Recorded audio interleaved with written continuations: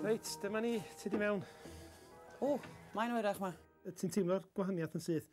Mae fod yn hydrefol yma. Ac yn fan hyn, dyma nhw'r shiitake wedi dod allan o'r bagia. Mae hwn wedi dod allan o'r bag a wedi bod yma ers rhyw 3 3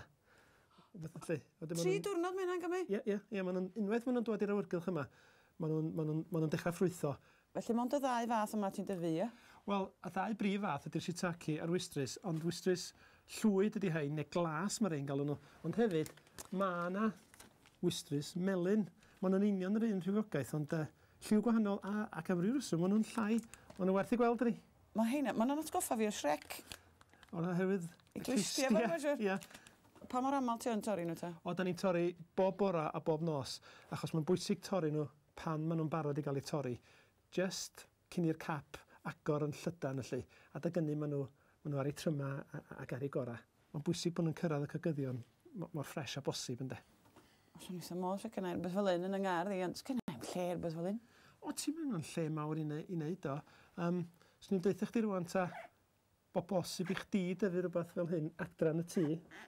So werth i drio? O, bwys na? Be da ni'n neud ydy, fydda i'n torri hynna i gyd i ffwr. Wedyn fydda ni'n gadael i'r blocyn gael rest bach wedyn. Hynny di gadael o sychu am rhywbeth efnos. A wedyn, fedri di ail gychwyn efo fo.